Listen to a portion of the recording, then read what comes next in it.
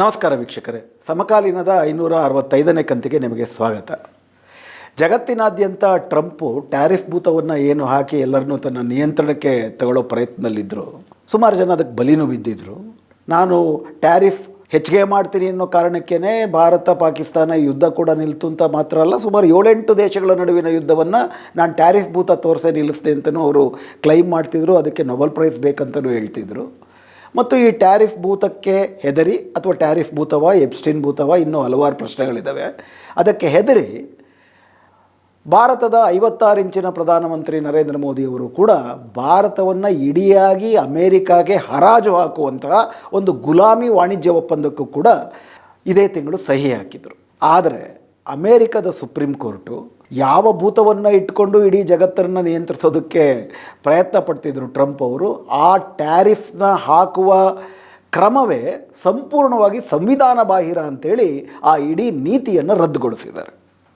ಹೀಗಾಗಿ ಇವತ್ತು ಜಗತ್ತಿನಾದ್ಯಂತ ಕೆಲವು ದೇಶಗಳ ಮೇಲೆ 40-50 ಬಾಯಿಗೆ ಬಂದಂಗೆ ಏನೇನು ಹಾಕಿದ್ರು ಅವೆಲ್ಲವೂ ಕೂಡ ರದ್ದಾಯಿತು ಸುಪ್ರೀಂ ಕೋರ್ಟ್ನ ಆದೇಶದಿಂದ.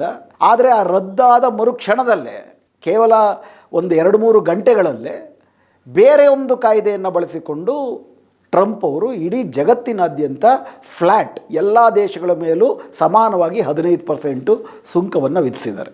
ಈಗ ಈ ವಿಧಿಸಿರುವ ಕ್ರಮಕ್ಕೆ ಏನು ಕಾನೂನನ್ನು ಬಳಸಿದ್ದಾರೆ ಆ ಕಾನೂನು ಕೂಡ ಸಂವಿಧಾನಬದ್ಧವಾಗಿದೆಯಾ, ಸಂವಿಧಾನ ಬಾಹಿರವಾಗಿದೆಯಾ, ಅಥವಾ ಕೆಲವೇ ತಿಂಗಳಲ್ಲಿ ಇದು ಕೂಡ ರದ್ದಾಗಲಿದೆಯಾ, ಇವೆಲ್ಲವನ್ನು ಕೂಡ ಈ ಸಂಚಿಕೆಯಲ್ಲಿ ಚರ್ಚೆ ಮಾಡೋಣ. ಆದರೆ ಎಲ್ಲಕ್ಕಿಂತ ಮುಖ್ಯವಾದಂಥ ಪ್ರಶ್ನೆ ಬರ್ತಿರೋದೇನಪ್ಪ ಅಂತಂದರೆ, ಈ ಬಗೆಯಾದಂಥ ಒಂದು ತೀರ್ಪು ಬರಬಹುದು ಅಂತೇಳಿ ಜಗತ್ತು ನಿರೀಕ್ಷೆಯಲ್ಲಿತ್ತು. ನಿಮ್ಮೆಲ್ಲರಿಗೂ ಕೂಡ ಗೊತ್ತು, 2020ರ ಜನವರಿ 20ನೇ ತಾರೀಕು 2025ರ ಜನವರಿ 20ನೇ ತಾರೀಕು ಟ್ರಂಪ್ ಅವರು ರಾಷ್ಟ್ರಪತಿಯಾಗಿ ಅಧಿಕಾರ ಸ್ವೀಕರಿಸಿದ ನಂತರ ಮಾರ್ಚ್, ಏಪ್ರಿಲ್, ಆಗಸ್ಟ್ ನಂತರ ನಿರಂತರವಾಗಿ ಮನಸೋ ಇಚ್ಛೆ ಸುಂಕವನ್ನು ಏರಿಸ್ತಾ ಬಂದರು. ಯಾರಾದರೂ ತನ್ನ ಶತ್ರುವಾದ ರಷ್ಯಾದಿಂದ ತೈಲವನ್ನು ಕೊಂಡುಕೊಂಡ್ರೆ ಅವ್ರ ಮೇಲೆ ಇನ್ನೂ ಹೆಚ್ಚು ಅತಿರಿಕ್ತವಾಗಿ ಇನ್ನೊಂದು 25%, ಒಟ್ಟು ಭಾರತದ ಮೇಲೆ ಒಂದು 50% ಎಲ್ಲ ಹಾಕಿದ್ರು ಒಂದು ಕಾಲದಲ್ಲಿ. ಈ ಥರ ಇಡೀ ಜಗತ್ತಿನ ಮೇಲೆ ಏನವರು ಟ್ರಂಪ್ರು ಟ್ಯಾರಿಫ್ನ ಭೂತವನ್ನು ಸವಾರಿ ಮಾಡ್ತಾಯಿದ್ರು, ಇದನ್ನು ಭಾರತದಂಥ ದೇಶಗಳು ಬಿಟ್ಟರೆ ಮಿಕ್ಕ ದೇಶಗಳು ಅಷ್ಟೊಂದು ಗಂಭೀರವಾಗಿ ಪರಿಗಣಿಸಿರಲಿಲ್ಲ. ಉದಾಹರಣೆಗೆ ಬ್ರೆಜಿಲ್ ದೇಶದ ಮೇಲೂ ಕೂಡ, ಬ್ರೆಜಿಲ್ಲು ಅಮೇರಿಕಾದ ಹಿತ್ತಲಲ್ಲಿರುವ ದೇಶ, ಬ್ರೆಜಿಲ್ ಮೇಲೂ ಕೂಡ ಭಾರತದ ಥರನೇ ಸಿಕ್ಕಾಪಟ್ಟೆ ಟ್ಯಾರಿಫನ್ನು ಹೇರ್ತಿದ್ರು. ಭಾರತದ ಮೇಲೆ ಟ್ಯಾರಿಫನ್ನು ಹೇರುವುದಕ್ಕೆ ರಷ್ಯಾ ಕಾರಣ ಆದರೆ, ಬ್ರೆಜಿಲ್ ಮೇಲೆ ಟ್ಯಾರಿಫನ್ನು ಹೇರುವುದಕ್ಕೆ ನೀವು ಚೀನಾದ ಸರಕುಗಳನ್ನು ಬ್ರೆಜಿಲ್ನ ಬ್ರ್ಯಾಂಡ್ ಹೊತ್ಬಿಟ್ಟು ನಮಗೆ ಮಾಡ್ತಿದ್ದೀರಿ, ಚೀನಾ ನಿಮ್ಮನ್ನು ಪ್ರಾಕ್ಸಿಯಾಗಿ ಬಳಸ್ಕೊಳ್ತಿದೆ, ಆದ್ದರಿಂದ ಚೀನಾಗೆ ನಿಮ್ಮ ದೇಶದಲ್ಲಿ ಫೆಸಿಲಿಟಿ ಕೊಟ್ಟರೆ ನಿಮ್ಮ ಮೇಲೆ ಟ್ಯಾರಿಫ್ ಜಾಸ್ತಿ ಮಾಡ್ತೀವಿ ಅಂತೇಳಿ ಅವ್ರ ಮೇಲೆ ಟ್ಯಾರಿಫ್ ಜಾಸ್ತಿ ಮಾಡಿದರು. ನಮ್ಮ ಜೊತೆ ವಾಣಿಜ್ಯ ಒಪ್ಪಂದಕ್ಕೆ ಬರಬೇಕು ಅಂತ ಅವ್ರ ಮೇಲೂ ಕೂಡ ಬೆದರಿಕೆ ಆಗ್ತಾಯಿದ್ರು. ಆದರೆ ಬ್ರೆಜಿಲ್ನ ಲೆಫ್ಟ್ ಆಫ್ ದಿ ಸೆಂಟರ್ ಅಂದರೆ ಎಡಪಂಥೀಯ ನಿಲುವುಳ್ಳಂಥ ಅಧ್ಯಕ್ಷ ಲೂಲಾ ಇದಕ್ಕೆ ಸೊಪ್ಪು ಹಾಕಿರಲಿಲ್ಲ. ಕೇವಲ ಲೂಲಾ ಮಾತ್ರ ಅಲ್ಲ, ನಮಗಿಂತ ಬಡ ರಾಷ್ಟ್ರಗಳಾಗಿರುವ, ನಮಗಿಂತ ಚಿಕ್ಕ ರಾಷ್ಟ್ರಗಳಾಗಿರುವ ಹಲವಾರು ದೇಶಗಳು ಟ್ರಂಪ್ನ ಬೆದರಿಕೆಗೆ, ಬ್ಲ್ಯಾಕ್ ಮೇಲ್ಗೆ ಬಗ್ಗಿರಲಿಲ್ಲ. ಯಾಕಂದರೆ ಈ ಥರದ ಏನು ಅವರು ಟ್ರಂಪ್ ಟ್ಯಾರಿಫ್ನ ಹೆಚ್ಚಿಸುವ ಕಾಯ್ದೆಯನ್ನು ಮಾಡಿದ್ರು ಅದು ಕಾನೂನು ಬಾಹಿರ ಅಂತ ಕೋರ್ಟಲ್ಲಿ, ಹಾಗೆ ನೋಡಿದ್ರೆ ಕತ್ಯಾಲ್ ಅನ್ನುವಂತಹ ಭಾರತೀಯ ಮೂಲದ ಒಬ್ಬ ವಕೀಲರೇ, ಅವ್ರಿಗೆ ತುಂಬ ಈ ಥರ ಜನಪರವಾದಂಥ ವಕೀಲಗಿರಿ ಮಾಡಿ ದೊಡ್ಡ ಹಿನ್ನೆಲೆ ಇದೆ. ಅವರ ತಂದೆ ತಾಯಿ ಇಬ್ಬರು ಕೂಡ ಭಾರತದ ಮೂಲದಿಂದ ಹೋಗಿ ಅಲ್ಲಿ ಅಮೇರಿಕಾದ ನಾಗರಿಕತ್ವ ಪಡ್ಕೊಂಡು ಅವರ ಅಲ್ಲಿಯ ಲಾ ಸ್ಕೂಲ್ಗಳಲ್ಲಿ ಓದಿ ಸುಪ್ರೀಂ ಕೋರ್ಟ್ನ ಜಸ್ಟಿಸ್ನ ಕ್ಲರ್ಕಾಗಿ ಕೆಲಸ ಮಾಡ್ತಾ, ಆನಂತರ ಸುಮಾರು ಒಂದು 50 ಪ್ರಕರಣಗಳಲ್ಲಿ, ಆ ದೇಶದ ನಿಮಗೆ ಜಾನ್ ಫ್ಲಾಯ್ಡ್ ಪ್ರಕರಣ ಅಂತ ಗೊತ್ತು, ಒಬ್ಬ ಕರಿಯನನ್ನು ಕೊಂದಾಕಿದ್ದ ಪ್ರಕರಣ, ಬಿಳಿಯ ಪೊಲೀಸರು ಅಲ್ಲಿ ಕರಿಯರ ಹಕ್ಕುಗಳ ಪರವಾಗಿ ಇಡೀ ಮುಸ್ಲಿಂ ದೇಶಗಳ ಮೇಲೆ ವಿಚಿತ್ರವಾದಂಥ ಕಾನೂನು ಮತ್ತು ನಿರ್ಬಂಧಗಳನ್ನು ಹೇರಿದಾಗ ಅದರ ವಿರುದ್ಧ ಈ ರೀತಿ ಹೋರಾಟಗಳನ್ನು ಮಾಡೋದಂಥ ಇತಿಹಾಸ ಇದೆ ಕತ್ಯಾಲ್ ಅವರಿಗೆ. ಅವರು 2025ರ ಆಗಸ್ಟಲ್ಲೇ ಸುಪ್ರೀಂ ಕೋರ್ಟಲ್ಲಿ ಇದರ ಬಗ್ಗೆ ಪ್ರಕರಣವನ್ನು ನೋಂದಾಯಿಸಿದರು. ಯಾಕಂತಂದರೆ ಈ ಟ್ಯಾರಿಫನ್ನು ಅಂದರೆ ಬೇಕಾಬಿಟ್ಟಿ ಟ್ಯಾರಿಫನ್ನು ಹೇರುವಂತಹ ಈ ಕ್ರಮವನ್ನು ಅವರು ಸಂವಿಧಾನದಲ್ಲಿ ಅವ್ರಿಗೆ ಕಾನೂನಲ್ಲಿ ಏನು ಅವಕಾಶ ಇತ್ತು, international emergency economic powers act 1977 ಅಂದರೆ ಅಂತಾರಾಷ್ಟ್ರೀಯ ಸಂದರ್ಭಗಳಲ್ಲಿ ಒಂದು ತೀವ್ರವಾದಂಥ ಬಿಕ್ಕಟ್ಟೋ, ಒಂದು ಯುದ್ಧದ ಪರಿಸ್ಥಿತಿಯೋ, ಅಮೇರಿಕಾದ ರಕ್ಷಣೆಗೆ ಧಕ್ಕೆ ಬಂದಿದೆ ಅಂತ ಒಂದು ತುರ್ತು ಪರಿಸ್ಥಿತಿ ಹುಟ್ಟಿದಾಗ ಅಂಥ ತುರ್ತು ಪರಿಸ್ಥಿತಿನಲ್ಲಿ ಅಮೇರಿಕದ ಅಧ್ಯಕ್ಷರು ನಿರ್ದಿಷ್ಟ ಕಾಲದ ಮಟ್ಟಿಗೆ ಅವರು ಕೆಲವು ಸುಂಕಗಳನ್ನು ಹೇರ್ಬೋದು. ಅದಕ್ಕೂ ಕೂಡ ಕಾಂಗ್ರೆಸ್ಸಿನ ಸಮ್ಮತಿ ಬೇಕು. ಕಾಂಗ್ರೆಸ್ ಅಂತಂದರೆ ನಮ್ಮ ಭಾರತದಲ್ಲಿ ಏನು ಸಂಸತ್ತು ಅಂತ ಕರಿತೀವಿ, ಅದನ್ನು ಅಮೇರಿಕದಲ್ಲಿ ಕಾಂಗ್ರೆಸ್ ಅಂತಾರೆ. ಅದರಲ್ಲಿ ರಿಪಬ್ಲಿಕನ್ ಪಾರ್ಟಿ, ಡೆಮೊಕ್ರೆಟಿಕ್ ಪಾರ್ಟಿ ಪರಸ್ಪರ, ರಿಪಬ್ಲಿಕನ್ ಪಾರ್ಟಿ ಇವತ್ತು ಆಡಳಿತಾರೂಢ ಪಕ್ಷ, ಡೆಮೊಕ್ರೆಟಿಕ್ ಪಾರ್ಟಿ ವಿರೋಧ ಪಕ್ಷ. ನಮ್ಮ ದೇಶದಲ್ಲಿ BJP ಆಡಳಿತಾರೂಢ ಪಕ್ಷ ಮತ್ತು ಕಾಂಗ್ರೆಸ್ ಇತರ ಪಕ್ಷಗಳು ವಿರೋಧ ಪಕ್ಷಗಳಿದ್ದಾಗೆ ಅಮೇರಿಕದಲ್ಲಿ ಎರಡೇ ಪಕ್ಷಗಳು, ಪ್ರಧಾನವಾಗಿ ಎರಡೇ ಪಕ್ಷಗಳು. ಮೂರನೇ ಪಕ್ಷ ಇದುವರೆ ತನಕ ವಿರೋಧ ಸಂಸದರಾಗೂ ಕೂಡ ಆಯ್ಕೆಯಾಗುವ ಪರಿಸ್ಥಿತಿ ಬಂದಿಲ್ಲ. ಇತಿಹಾಸ ಬೇರೆ. ಆದರೆ ಕಾಂಗ್ರೆಸ್ಸಿನ ಸಮ್ಮತಿ ಇಲ್ಲದೀರ ಈ ಥರ ತುರ್ತು ಪರಿಸ್ಥಿತಿನಲ್ಲಿ ಅಧ್ಯಕ್ಷರು ಬೇಕಾಬಿಟ್ಟಿ ಆ ರೀತಿ ಟ್ಯಾರಿಫ್ನ ಹೇರುವಂತಹ ಅಧಿಕಾರ ಒಬ್ಬ ಅಧ್ಯಕ್ಷರಿಗೆ ಇಲ್ಲ ಅನ್ನುವಂತಹ ಒಂದು ವಾದವನ್ನು ಮುಂದಿಟ್ಟಿದ್ದರು. ಈ ವಾದ ವಿವಾದಗಳು ನವೆಂಬರ್ನಲ್ಲಿ ಮುಕ್ತಾಯ ಆಗಿತ್ತು. ಫೆಬ್ರವರಿನಲ್ಲಿ ಇದರ ಬಗ್ಗೆ ತೀರ್ಪು ಬರಲಿದೆ ಅನ್ನುವಂಥದ್ದು ತುಂಬ ಸ್ಪಷ್ಟವಾಗಿತ್ತು. ಆದರೆ ಅದರಲ್ಲಿ ಒಂದು ಸಣ್ಣ ಪ್ರಶ್ನೆಯೂ ಇತ್ತು. ನಮ್ಮ ಭಾರತದ ರೀತಿ ಅಲ್ಲದೆ ಅಮೇರಿಕಾದಲ್ಲಿ ಸುಪ್ರೀಂ ಕೋರ್ಟ್ಗೆ ಜಡ್ಜಿಗಳನ್ನ ನೇಮಕ ಮಾಡಬೇಕಾದ್ರೆ ಸರ್ಕಾರವೇ ನೇಮಕ ಮಾಡುತ್ತೆ, ಪಕ್ಷಗಳೇ ನೇಮಕ ಮಾಡ್ತವೆ. ಹೀಗಾಗಿ ಇವತ್ತು ಅಮೇರಿಕಾದ ಸುಪ್ರೀಂ ಕೋರ್ಟ್ನಲ್ಲಿ ಇರುವಂತಹ 9 ನ್ಯಾಯಾಧೀಶರಲ್ಲಿ ಬಹುಸಂಖ್ಯಾತ ನ್ಯಾಯಾಧೀಶರು, 6ಕ್ಕಿಂತ ಜಾಸ್ತಿ ನ್ಯಾಯಾಧೀಶರು ಒಂದೋ ರಿಪಬ್ಲಿಕನ್ ಮನಸ್ಥಿತಿಯನ್ನು ಉಳ್ಳಂಥವರು ಅಥವಾ ರಿಪಬ್ಲಿಕನ್ ಪಕ್ಷವೇ ನೇಮಕಾತಿ ಮಾಡಿದವರು. ಅದರಲ್ಲಿ ಒಂದು 3 ಜನರಂತೂ ನೇರವಾಗಿ ಟ್ರಂಪೇ ನೇಮಕಾತಿ ಮಾಡಿದಂಥ ನ್ಯಾಯಾಧೀಶರು. ಹಾಗೂ ಅಮೇರಿಕಾದಲ್ಲಿ ನ್ಯಾಯಾಧೀಶರು ಸಾಯುವ ತನಕ ನ್ಯಾಯಾಧೀಶರಾಗಿರ್ತಾರೆ. ಅವ್ರಿಗೊಂದು ನಿವೃತ್ತಿಯ ಒಂದು ಮೇಲ್ಮಿತಿ ಏನಿರುವುದಿಲ್ಲ, ವಯಸ್ಸಿನ ಮೇಲ್ಮಿತಿ ಇರುವುದಿಲ್ಲ. ಹೀಗಾಗಿ ಸುಪ್ರೀಂ ಕೋರ್ಟು ಹೆಚ್ಚು ಕಡಿಮೆ ರಿಪಬ್ಲಿಕನ್ ಪಕ್ಷದ ಮನಸ್ಥಿತಿಯನ್ನೇ ಹೊಂದಿರುವ ಜಡ್ಜನ್ನು ಹೊಂದಿರುವಾಗ, ಅದರಲ್ಲೂ ಟ್ರಂಪೇ ನೇಮಕ ಮಾಡಿರುವ 3ಕ್ಕೂ ಹೆಚ್ಚಿನ ನ್ಯಾಯಾಧೀಶರು ಈ 9 ಜನರ ನ್ಯಾಯಾಧೀಶರಲ್ಲಿ ಇರುವಾಗ ಟ್ರಂಪ್ ವಿರೋಧಿಯಾಗಿ ಕಾನೂನು ಕ್ರಮ ತೆಗೆದುಕೊಳ್ಳಬಹುದಾ, ನೀತಿಯನ್ನು ರದ್ದು ಮಾಡಬಹುದಾ ಅನ್ನೋ ಒಂದು ಆತಂಕವೂ ಇದ್ದಿದ್ದು ನಿಜ. ಆದರೆ ಇತ್ತೀಚಿನ ದಿನಗಳಲ್ಲಿ 2-3 ಪ್ರಕರಣಗಳಲ್ಲಿ ಟ್ರಂಪ್ ನೀತಿಗಳನ್ನು ನೇರ ವಿಮರ್ಶೆ ಮಾಡ್ತಾ ಟ್ರಂಪೇ ನೇಮಕ ಮಾಡಿದಂಥ ನ್ಯಾಯಾಧೀಶರು ವಿಮರ್ಶೆ ಮಾಡಿದಂಥ ಕೆಲವು ತೀರ್ಪುಗಳನ್ನು ಕೊಟ್ಟಿದ್ದರು. ಆದರೂ ಫೆಬ್ರವರಿ 20ಕ್ಕೆ ತೀರ್ಪು ಬರುತ್ತೆ ಅನ್ನೋದು ಗೊತ್ತಿತ್ತು. ಟ್ರಂಪ್ ಏನು ಅವರ ಸುಂಕಾಸ್ತ್ರ, ಬ್ರಹ್ಮಾಸ್ತ್ರವಾಗಿ ಸುಂಕಾಸ್ತ್ರವನ್ನು ಇಟ್ಕೊಂಡಿದ್ದಾರೆ. ಈ ಸುಂಕಾಸ್ತ್ರದ ಭವಿಷ್ಯ ಏನು ಅಂತ ಫೆಬ್ರವರಿ 20ಕ್ಕೆ ಗೊತ್ತಾಗುತ್ತೆ. ಅದಾದಮೇಲೆ ಬೇಕಾದರೆ ನಾವು ವಾಣಿಜ್ಯ ಒಪ್ಪಂದ ಮಾಡೋಣ, ಅದರ ತನಕ ಬೇಕಾದ ಬೆದರಿಕೆ ಹಾಕಲಿ ಅವರು, ಅದರ ತನಕ ನಾವು ಅದಕ್ಕೆ ಸೊಪ್ಪು ಹಾಕುವುದು ಬೇಡ ಅಂತ ಸ್ವಾಭಿಮಾನ ಸಾರ್ವಭೌಮತೆ ಇದ್ದಂಥ ಬಹುಪಾಲು ದೇಶಗಳು ಅಮೇರಿಕಾದ ಜೊತೆ ವಾಣಿಜ್ಯ ಒಪ್ಪಂದ ಮಾಡ್ಕೊಂಡಿರಲಿಲ್ಲ. ಆದರೆ ನಮ್ಮ ಭಾರತದ 56 ಇಂಚಿನ ಪ್ರಧಾನಮಂತ್ರಿ ಮಾತೆತ್ತಿದರೆ ರಾಷ್ಟ್ರವಾದ, ರಾಷ್ಟ್ರೀಯತೆ, ವಿಶ್ವಗುರು, ವಿಶ್ವಬಂಧು ಅಂತ ಹೇಳುವಂತಹ ಮೋದಿ ಸರ್ಕಾರ ಫೆಬ್ರವರಿ 20ಕ್ಕೆ ಈ ತೀರ್ಪು ಬರುತ್ತೆ ಅಂತ ಗೊತ್ತಿದ್ದರೂ ಕೂಡ ನಮ್ಮಂತೆಯೇ ಬಡ ರಾಷ್ಟ್ರಗಳು, ಇನ್ಫ್ಯಾಕ್ಟ್ ಬ್ರೆಜಿಲ್ನ ಅಧ್ಯಕ್ಷ ಲೂಲಾ ಅವರು ಹಲವಾರು ಸತಿ ಮೋದಿಯವರ ಬಗ್ಗೆ ಜೊತೆನೂ ಈ ವಿಷಯಗಳನ್ನು ಮಾತಾಡಿದ್ದಾರೆ. ಇನ್ಫ್ಯಾಕ್ಟ್ ಅವರು ಈ ಸುಂಕಾಸ್ತ್ರದ ವಿರುದ್ಧ ಬಡ ದೇಶಗಳೆಲ್ಲರೂ ಒಂದು ಒಕ್ಕೂಟವನ್ನೇ ಸ್ಥಾಪನೆ ಮಾಡ್ಕೋಬೇಕಂತಲೂ ಕೂಡ ಕರೆ ಕೊಟ್ಟಿದ್ದರು.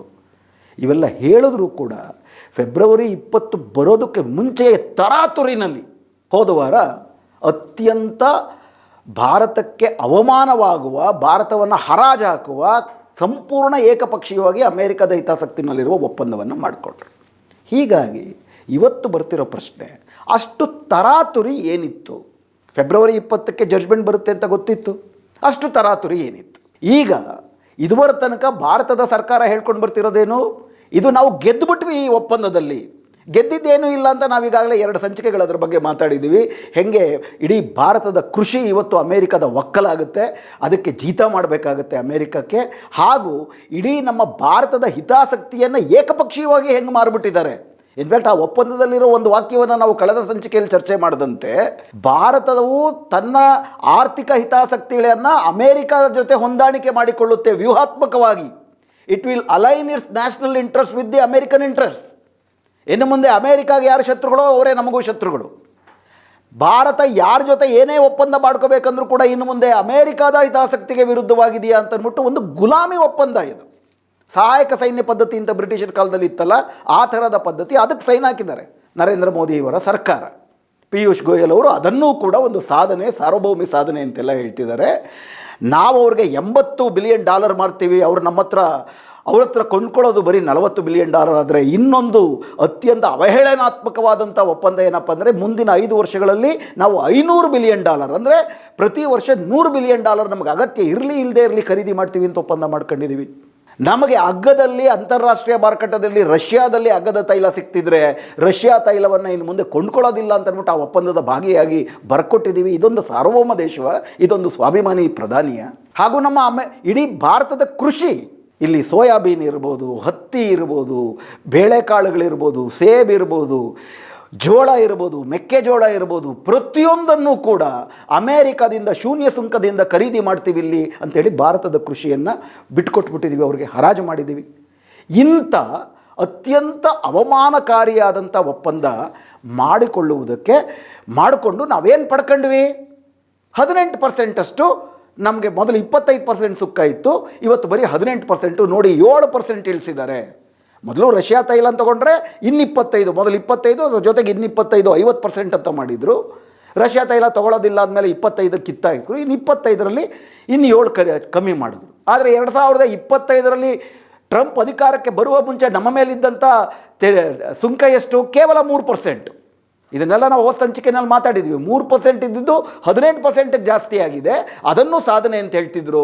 ಆದರೆ ಇವತ್ತೇನಾಗಿದೆ? ಸುಪ್ರೀಂ ಕೋರ್ಟ್ನ ಆದೇಶ ಬಂದ ಮೇಲೆ 15% ಮಾತ್ರ ಆಗಿದೆ.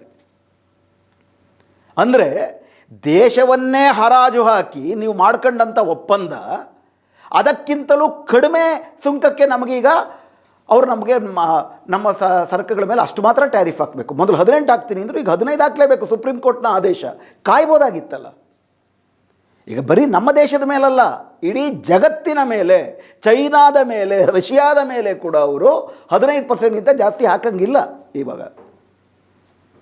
ಹಾಗಿರಬೇಕಾದ್ರೆ ಫೆಬ್ರವರಿ 20 ತನಕ ನಾವು ಕಾದಿದ್ದಿದ್ರೆ ಇಂಥ ಒಂದು ಅವಮಾನಕಾರಿ ಒಪ್ಪಂದ ಮಾಡುವ ಅಗತ್ಯವೇ ಇರಲಿಲ್ಲ. ಸರಿ, ಈಗ ಒಪ್ಪಂದ 15%ಗೆ ಬಂದಿದೆ, ಈಗೇನು ಮಾಡ್ತೀರಿ? ಈಗಲಾದರೂ ಕೂಡ ನಾವು ಸುಂಕ ಕಮ್ಮಿ ಮಾಡಬೇಕು ಅನ್ನೋ ಏಕೈಕ ಬೇಡಿಕೆಗೆ ನಮ್ಮ ಇಡೀ ದೇಶವನ್ನು ಏನು ಬಲಿ ಕೊಟ್ಟಿದ್ವಿ, ಆ ವಾಣಿಜ್ಯ ಒಪ್ಪಂದವನ್ನು ತಡೆ ಹಿಡಿತೀರಾ? ಒಂದು ಸ್ವಾಭಿಮಾನಿ ದೇಶ ಅದನ್ನು ಡಿಕ್ಲೇರ್ ಮಾಡಬೇಕು. ಈ ಪ್ರಶ್ನೆಗಳನ್ನು ಇಟ್ಟುಕೊಂಡು ಇವತ್ತಿನ ಈ ಸಂಚಿಕೆಯಲ್ಲಿ ನಿಜಕ್ಕೂ ನಮ್ಮನ್ನು ಆಳ್ತಿರೋರು, ಈ ದೇಶದ ಬಗ್ಗೆ, ಜನರ ಬಗ್ಗೆ ಕಾಳಜಿ ಇರೋರ ದೇಶವನ್ನು ಹರಾಜು ಹಾಕೋ ದಲ್ಲಾಳಿಗಳ ಅಂತ ಇನ್ನೊಂದು ಸತಿ ಚರ್ಚೆ ಮಾಡುವ ಅಗತ್ಯ ಇದೆ. ಪ್ರಾರಂಭದಲ್ಲೇ ನಾವು ಮಾತಾಡಿದ್ವಿ ಸುಂಕಾಸ್ತ್ರ. ಈ ಸುಂಕಾಸ್ತ್ರದ ಈ ಬ್ರಹ್ಮಾಸ್ತ್ರ ಯಾತಕ್ಕೆ ಬಳಸ್ತಾ ಇದ್ದಾರೆ ಟ್ರಂಪು? ಯಾಕಂದರೆ ನಾವು ಅವ್ರ ಮೇಲೆ ಅವಲಂಬಿತರಾಗಿದ್ದೇವೆ. ಯಾವ್ಯಾವ ದೇಶಗಳು ಅವರ ಮಾರುಕಟ್ಟೆ ಮೇಲೆ ಅವಲಂಬಿತರಾಗಿದ್ದಾರೆ ಮತ್ತು ನಾವು ಅವರಿಂದ ಏನು ಆಮದು ಮಾಡ್ಕೊಳ್ತೀವಿ ಅದನ್ನು ಇಟ್ಕೊಂಡು ಬಗ್ಗಿಸ್ಬೇಕು, ಕುಗ್ಗಿಸ್ಬೇಕು ಅನ್ನೋದನ್ನು ಮಾಡ್ತಾ ಇದ್ದಾರೆ. ಅದನ್ನು ಇಟ್ಕೊಂಡು ಅವರು ಅಧಿಕಾರಕ್ಕೆ ಬರಬೇಕಾದ್ರೆ, ಇನ್ಫ್ಯಾಕ್ಟ್ ಅವರಲ್ಲಿ ಚುನಾವಣೆ ನಡಿಬೇಕಾದ್ರೇ ನಮ್ಮ ದೇಶದಲ್ಲಿ ನಾವು ಶೋಷಿತರಾಗೋಗಿದ್ದೀವಿ. ಈಗ ಮೀಸಲಾತಿ ಪ್ರಶ್ನೆಗೆ ಬಂತಂದರೆ ಮೇಲ್ಜಾತಿಗಳು ನಾವು ಶೋಷಿತರು ಅಂತ ಹೇಗೆ ಮಾತಾಡ್ತಾರೋ, ಅಮೇರಿಕ ಅಂತಾರಾಷ್ಟ್ರೀಯ ಮಾರುಕಟ್ಟೆಯಲ್ಲಿ ನಾವು ಶೋಷಿತರಾಗ್ಬಿಟ್ಟಿದ್ದೀವಿ. ಭಾರತ ನೋಡಿ, ಭಾರತ ಇನ್ಫ್ಯಾಕ್ಟ್ ಅಮೇರಿಕಾದಿಂದ ನಿರಂತರ ಶೋಷಣೆ ಒಳಗಾಗ್ತಾ ಇದೆ. ಆದರೆ ಅವರು ವಾದ ಮಾಡಿದ್ದೇನಪ್ಪ ಅಂದರೆ ಭಾರತ ನಮ್ಮ ಮೇಲೆ ಸಿಕ್ಕಾಪಟ್ಟೆ ಸುಂಕ ಹಾಕುತ್ತೆ, ಆದ್ದರಿಂದ ನಾವು ಶೋಷಿತರಾಗಿದ್ದೀವಿ, ಇನ್ನು ಮೇಲೆ ನಾವು ಈ ಶೋಷಣೆಗೆ ಅವಕಾಶ ಕೊಡೋಲ್ಲ. ನಾವು ಇನ್ನು ಮೇಲೆ ಯಾರಾದರೂ ನಮ್ಮ ಮೇಲೆ ಸುಂಕ ಹಾಕಿದ್ರೆ ಅದು 2 ಪಟ್ಟು ಸುಂಕ, ರೆಸಿಪ್ರೋಕಲ್ ಟ್ಯಾರಿಫ್ನ ಹಾಕ್ತೀವಿ ಅಂತೇಳಿ ಅಧಿಕಾರಕ್ಕೆ ಬಂದ ತಕ್ಷಣ ಮಾಡೋಕ್ಕೆ ಶುರು ಮಾಡಿದ್ರು. ಯಾವ ಕಾನೂನನ್ನು ಬಳಸ್ಕೊಂಡ್ರವರು? ನಾನು ಆಗಲೇ ಹೇಳಿದಾಗೆ 1977ರಲ್ಲಿ international emergency economic powers act ಅಂತ 77ರಲ್ಲಿ ತಂದರು.